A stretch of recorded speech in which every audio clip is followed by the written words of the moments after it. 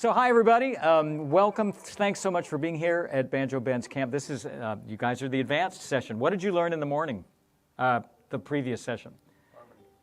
Harmony, meaning thirds and sixths and intervals? Harmonic scale. Okay, great. G, A minor, B minor, C from Alan. Yes. Great. And did he talk about the different things you can do to make it sound pretty and add color notes? Great. All right. I know that. That's great knowledge, a great session. This is going to be something completely different, and it's really going to be a crash course. All right. So we're gonna just like really keep going here. The primary goal, though, that I want to communicate to you is, well, first of all, do we know what melodic and single string styles even are? Does anybody need an explanation of that? So let me demonstrate to the feeble ability that I can the difference. The melodic and single string banjo are terms that we use for different ways to play, and it's left-hand and right-handed oriented. But when we talk about melodic style, and I bet that this is what you might be more familiar with, that's where we're playing scales on the banjo, but we're playing a different string with every consecutive note. And so Bill Keith developed this along with Bobby Thompson. Alan Mundy is a master at this style. And we play this all the time when we play Blackberry Blossom, even when you play Banjo in the Hollow. Right? You play Banjo in the Hollow. That little phrase is a little bit of melodic banjo. And we have tunes like Devil's Dream. How many of you play Devil's Dream? Okay. It's a different approach completely because it's based on scales. And one reason why banjo players wanted to develop this way of playing, if you talk to Bill Keith about it, he's from New England, and he would play contra dances, which are like northern versions of square dances, and he was trying to play every melody note that the fiddlers were playing. And if we think about the way banjo works, you know, this is a chord. But a scale has notes that are in between those open strings. And so how are we going to catch those in-between notes? And so, you know, one way to do it, if I were to run up on one string, you know, a major scale is a combination of whole steps and half steps. No big deal of knowing what that is. You know, you can use your ear. Instead of playing it on one string, because that's a lot of work, I could play as many open strings as possible and get something like that, right? Can you hear that scale? But I'm playing the same string consecutively. Do you follow me? So I'm going third string, second string. So what Bill Keith came up with, and a number of people were concerned with it, is he was like, all right, the next note on the scale, do, re, it's here, but I can also find it here, 5 frets higher. So if I start in the right hand, I can catch that A note on the 4th string, 7th fret. The next note of the scale, open 2nd string. Now the next note of the scale is that note, but that's the 2nd string twice in a row. So let me find that here. And then D, E, F sharp, G.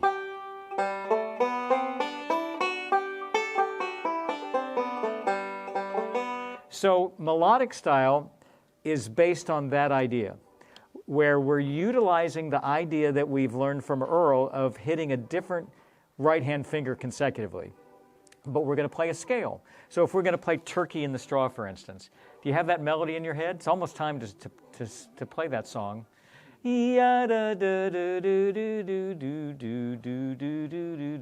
Right?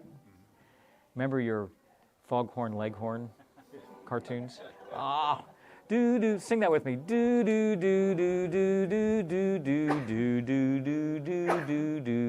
That was awesome. And so, you know, if you find those notes on the banjo,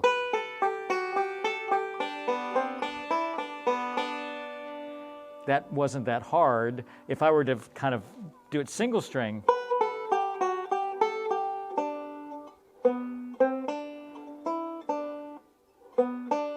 never done it before, single string. But that would be single string. The melodic gives you a flowing quality because we're playing roll patterns, and that's what makes it attractive to people. And one of the things on the handouts are these ideas of these ascending and descending phrases.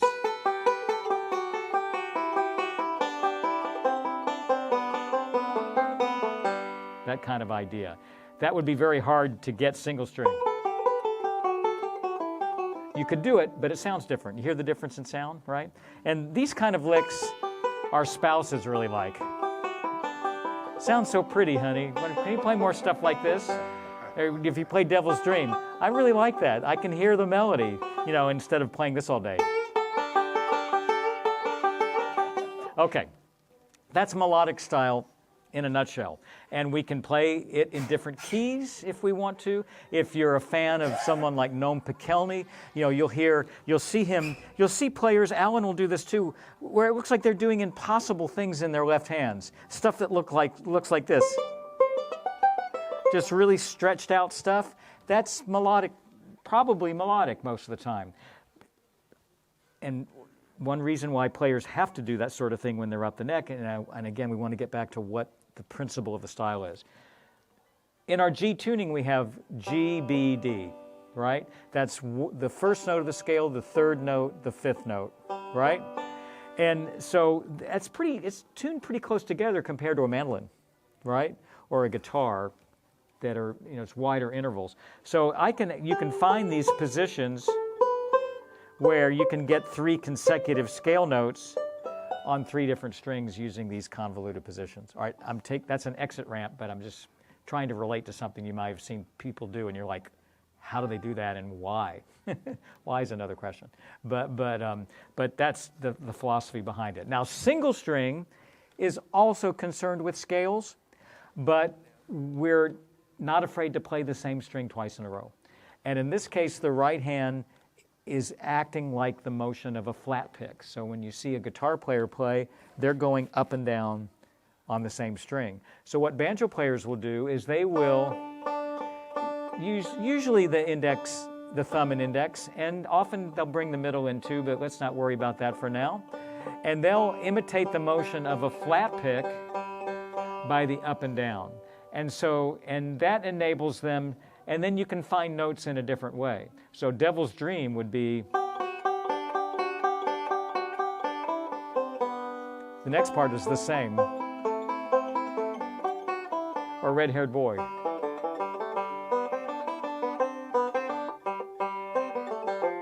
Now this is very much like flat picking guitar. You can hear it, right? What Don Reno did, though, with single string, and he's one of the first masters of this, is he oftentimes played licks based out of chord positions. So he has a song called Follow the Leader.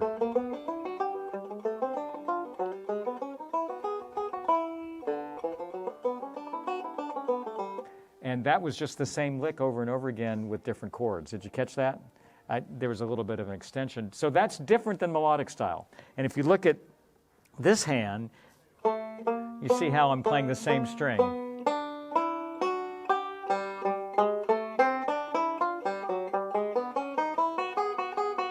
And when you hear Bela Fleck play and a lot of younger players who are just doing all this amazing stuff and it sounds like guitar, they have learned where all the notes of the scale are that they need in every place on the neck. And they're using that technique to get the sounds that they want. But technique-wise, in terms of how we play, melodic and single strings seem to be different. Do you understand why now with the explanation? I'm seeing some quizzical expressions. You okay? Oh, okay, good. All right, good. Any questions? Any questions? You good? All right. So what we're going to now try to do is I'm going to try to teach you everything I know about both styles in 40 minutes. But here we go.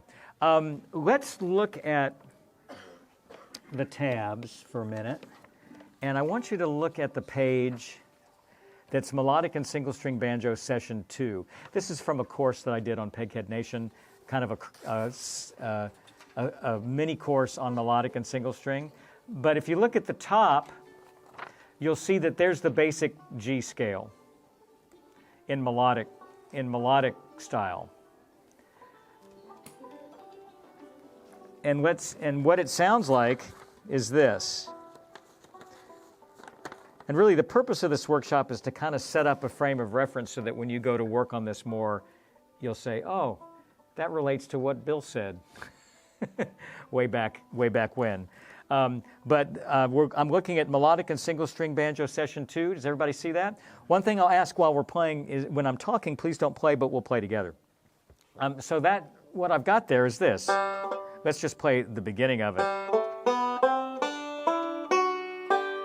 That much. So to make sure we're looking at the right sheet, it says melodic and single string banjo session 2. Now, the left-hand fingering is sometimes kind of flexible with how you do this, but what I've tried to do is suggest above the staff of music the suggested left-hand fingering. So I is index, M is middle, R is ring, P is pinky. But if you look at measure 2, it looks like traffic in the Atlanta area. And what that means is that there are a couple different ways you can do that. So you could either take the high road or the low road. And I'll demonstrate that in a minute. So I want you to get used to playing the scale because you'll find immediately that there's some things that are counterintuitive. And one of them is, when we play Scruggs-style, we're always used to starting on the thumb a lot of the times. But here, it's index. So let's play index on the 3rd string. And now, let's finger the A note, which is going to be on the 7th fret of the 4th string with our ring finger. Let's play that much again. You are all now playing melodic banjo, just with those 2 notes. So G, A. Now the next note is an open 2nd string. Let's play that much. And you see how the index finger of the right hand is kind of leading us, right? Next note is going to be C, and I'm going to do that with the index finger, and then the open 1st string. Let's play that much. Again. When you're at home practicing it, just take that little bit, and the sooner you can get away from looking at the tab, the better. You see how it works? Everybody okay? It sounds good. Now, I've got the 9 and the 7 that follow in a box. And you could play, the notes that we're looking for are the E and the F sharp. So if I find those on the 3rd and 2nd strings, that's going to give me 9 and 7. And this is how Bill Keith oftentimes played it. However, you've got those same notes at 5 and 4 on the top 2 strings. That's not written in the tablature. Same notes. So you could play this scale either way. Look for a minute at my hand. That's as written. I could go like this. Same notes. So your choice. Let's complete the scale, one way or the other. So we've got G, A, B, C. Sounds great. Open 1st. E. Good. Great. Now, if we go this way, we've got an A note right there. 7th fret of the 1st string.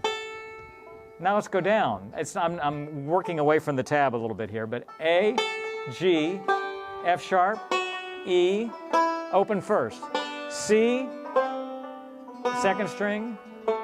Good. And I've got an F sharp here too. You guys are catching on so fast. Do you kind of know this already? Yes or no? You kind of know this already? Kind of? All right, let's move a little faster then. I mean, I'm hearing good stuff, so we've got such little time. You know, let's pretend we know that.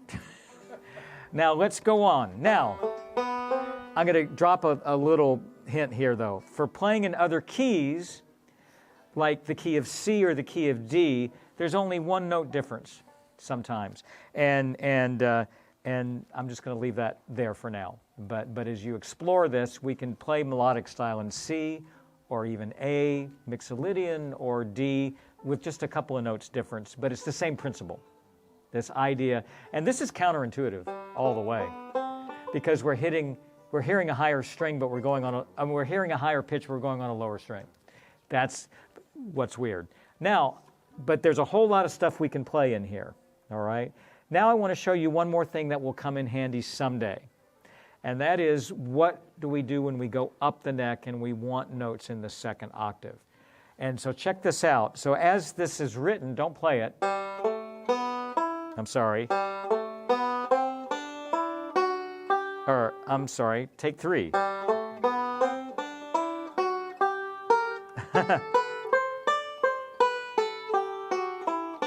Let me play that again.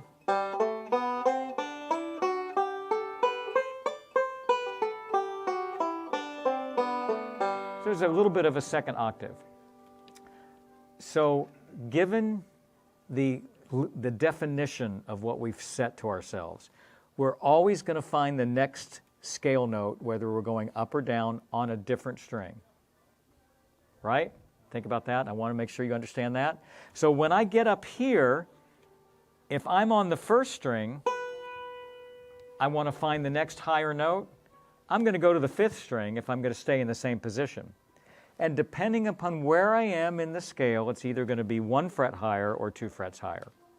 Remember, a scale is made up of whole steps, which equal 2 frets, half steps equal 1 step. And so when I discovered this, I was like in the 10th grade. And I was like, I thought I'd broken the atom of the banjo, but then I turned out, oh, everybody does, you know. But let's check this out. So you all play Banjo in the Hollow, right? Or Blackberry Blossom? That's how it begins, right? Let's play those 3 notes. Now the next note, so that was a G, A, and a B, right? So if we're going to continue to go up, the next note we want to find is a C note, which is going to be that, and keep in mind that anything above the 5th fret that we fret on the 1st string, the same fret on the 5th string gives us the same pitch. You with me? Some things I'm trying to toss out here that are going to come in handy. So if I'm going to go, I need to have that note on the 10th fret to catch that note if I'm going to continue to go up the scale. You follow me? Let's play that. Now there are 2 ways to grab this in the left hand, and I want to show you both ways. So one way is to take the thumb. Let's play that much. So we've got middle and index on 10 and 9, and I'm going to start on the 5th string. That's excellent, everybody. You guys are blowing me away. Again. Now, I have a hard time doing this myself. So if I know that I'm going to do this in advance, instead of fretting this with the middle and ring, I'm going to fret it with the index and ring and index. And then I'm going to use my middle finger. So that's why I've got the 2 pathways above, depending upon which way you want to go. Now, if I want to catch one more note, the next note in that scale is the D. And again, given the definition that we've set ourselves for the style, I'm going to catch that with my pinky on the 1st string.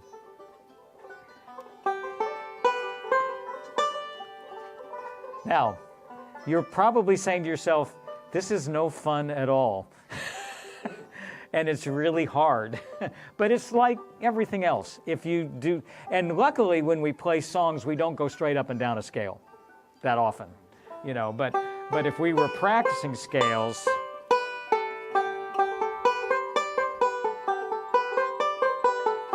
or I just have a real hard time with that.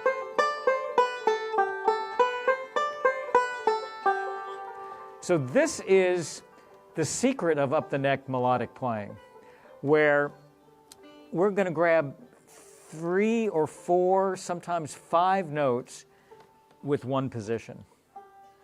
All right?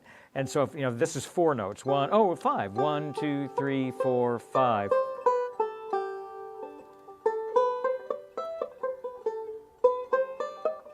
I'm not fretting these very well. Get the idea? I'm just going up the scale with each position, and luckily, I never play this in a song. Okay, so let's go down to line 4 on that same sheet. And I gave you the hint that we can play melodic style in other keys. And if you're playing in the key of D, and the key of D is important. Can you tell me why? If we're playing fiddle tunes. Right, their D is our G. But if we get comfortable playing in D, it could be our new G. I want to have a T-shirt that says D is the new G. But there's a decision you have to make right off the bat when you're playing fiddle tunes in D, is do you want the fifth string to be A or G? And I tend to, and I've written this out with the fifth string at G. I sure have. But when I'm actually playing tunes a lot, I will let the fifth string be A, and then that changes the fingering a little bit, because if I'm playing backup most of the time,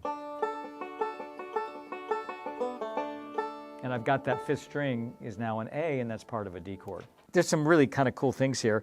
If we're playing a D scale, we have to start with single string. There's no other way. So we're going to play, let's play that much. I'm at the next to bottom line on this page, by the way. Thumb, index, thumb, and then open third. That's going to be index. Now we're going to have some stuff that looks like what we just did for the key of G. A, right? Then B. But now if it's D major, we need a C sharp. So this is where we're changing just one note in the scale. Do you follow me, everybody? And then an open D. And look how that kind of looks like an A chord, right? I'm using the fingers I would use for an A chord, which makes sense because the A chord is the 5 of the D chord. And we've got that C sharp. So check this out.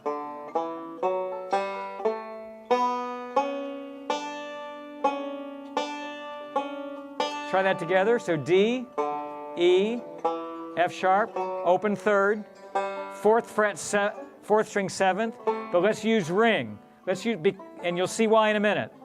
That's not the finger we'd normally go to, but in this case it is. So A, open second, C sharp.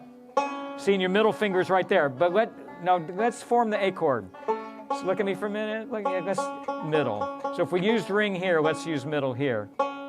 And then open first. Let's do it again. So fourth string, open third, ring, open second, middle. Great. Let's keep going. So there's our D, E, F sharp. This is the same as the key of G, the same position. So I'm going to go open, and the tab actually has 5 and 4. So we're at the beginning of the second measure. Let's play the D note. Now, 5 and 4. Look at me. Middle finger on the 5th fret of the 2nd string, index on the 4th fret of the 1st string. That's one of our typical positions in G, right? So D, E, F sharp, G. Now, we're going to grab 4 notes here, the last 4 notes. Let's go up to our Blackberry Blossom position, 10 and 9. Now we need a C sharp. So the C sharp is going to be on the 11th fret of the 5th string. Now this is really no fun because I can't get my thumb there, so I'm going to use my ring finger across. And then pinky. So I've got the last 4 notes of a major scale in this shape. Let's play that. This is my bass position, 10 and 9, from Banjo in the Hollow, Blackberry Blossom. Look at me, everybody. Just do 10 and 9. Good. Now the ring will go on the 11th fret of the 5th string. Let's use ring. So keep holding the 10 and 9. That's your bass camp. Ring on the 11, and then pinky. And it's like eensy weensy spider. We're like putting a finger down and then lifting a finger up. Great. You never thought you'd be doing this when you woke up this morning, did you? Okay, so we've got, so check this out. I'm hitting a 5th string because it's there. Let's play that. Good. That's good. That looks good. You guys this is great. You guys look great. Now keep in mind that when we're really playing fiddle tunes, we're going to grab parts of these positions, but we're not going to do this playing a tune. But, you know, I had forced piano lessons when I was a child. I don't know how many of you had that. It didn't scar me permanently, just for a little while. My teacher's name was Mrs. Hoffenberger. and she and her husband came from Germany, actually, at the end of World War II, but at any rate. You know, you spend half your time when you play piano playing scales, right? And luckily, we don't do that on banjo. We're very fortunate. But when we get into these styles of playing, yeah, we do. If you play the scales, then when you go to play a tune, you open up an Alan Mundy arrangement, it's gonna unfold under your hand really easily, you know, because you will have worked on all this stuff. So the last 5 notes.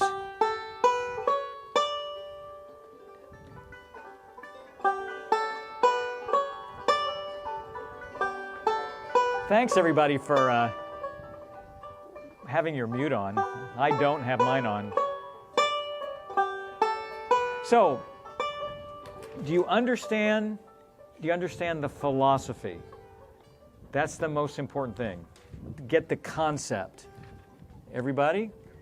Now, the cool thing about this is that when I'm doing something like this, I'm going to use my finger.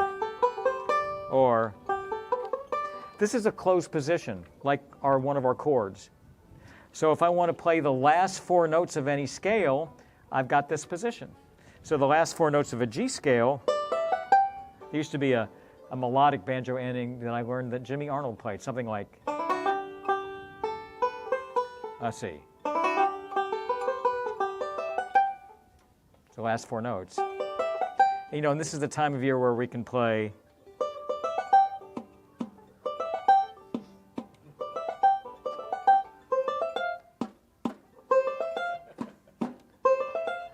You got that part down.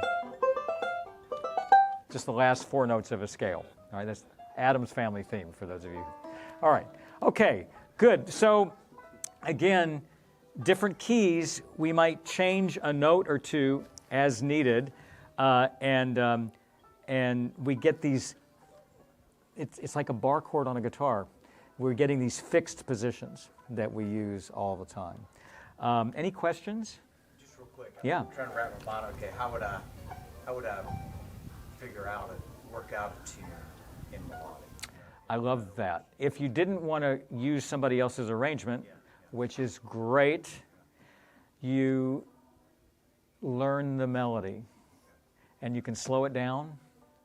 And this is great. This is even if you've got the time, rather than just using someone else's arrangement. But take Turkey in the Straw, for instance. So you kind of have to have every melody note in your head. But one of the benefits of playing the scales is that, so in a G scale,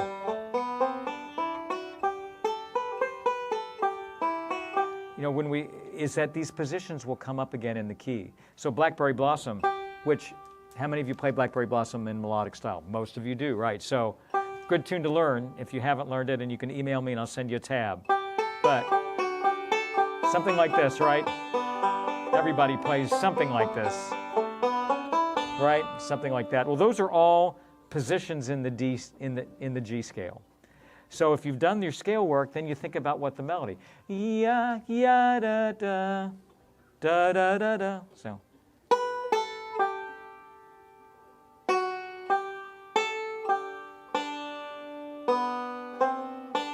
It's pretty painstaking, but that's how you would do it. Okay? I'm Yeah. thinking something more typically be the traditional Scruggs-style, let's say. Whether it's Cabin Home, whatever. How are you gonna? It's hard for me to shift my brain. Yeah. Ben Eldridge of the Seldom Scene was one of my teachers, and I went to the University of Virginia, and we would drive up to the Red Fox Inn, which was about half the size of this area, and I tried to figure out. He mixed melodic style and Scruggs in a melodic and Scruggs style in a really great way. And I would try to learn from the records, and then I would show him something, and then he would say, "No, you got it all wrong." And we'd sit cross-legged on the floor of a bar, and he would show me. And the amazing thing about it is that when I did this early on, I was always making it too hard. I was always coming up with like an impossible way to do this. And no, this is not that. It's actually easier. So how do we mix this stuff? So, right. So, Ben, you can just throw little snippets in. You know, so like Ben would play stuff like, and this is from Bill Keith too.